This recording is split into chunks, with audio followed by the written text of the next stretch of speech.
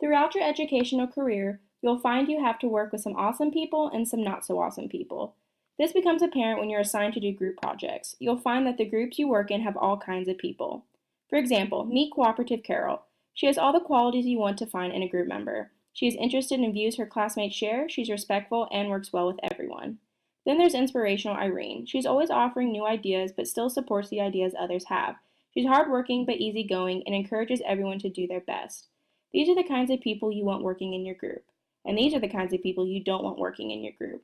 Here's Sally the slacker. She's always late for meetings, fails to contribute to group work, and somehow always has food but never shares it.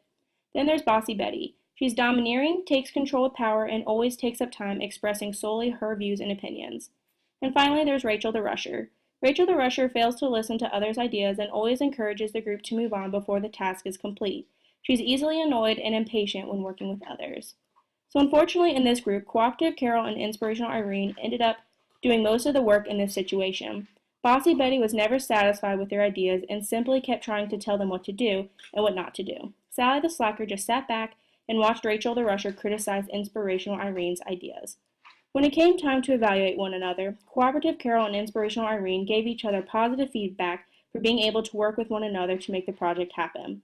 When it was time for the hardworking ladies to evaluate their three other peers, the reviews were not as positive. Bossy Betty was rude and refused to go along with others' ideas, but did not actually make any contributions herself. Sally the slacker was essentially an observer throughout the entire project, merely showing up to meetings to make an appearance. Lastly, Rachel the Rusher, much like Bossy Betty, was critical of everyone's ideas and kept wanting to push on without having made any solid progress. Teacher Tammy read the group's reviews in order to give some feedback herself.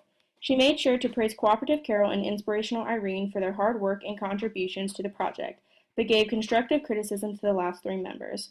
She wrote to Bossy Betty, "Dear Betty, it would be best if you tried to listen more to others' ideas before shutting them down. Perhaps, if you think you have a good idea, share it with your other members in order to come up with one great idea. It's better when plans are mutual as opposed to one-sided.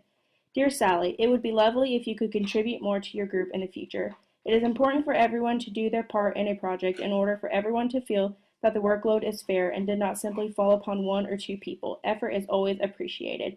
Dear Rachel, while your concern to finish projects on time is a valid one, it is important to make sure you have a solid foundation completed every step of the way in a project.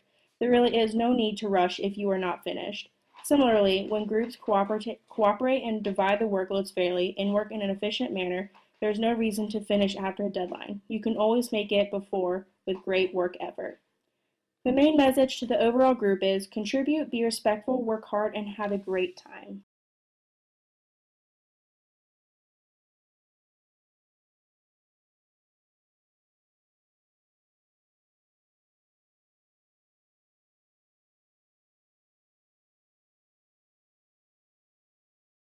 Created using Powtoon.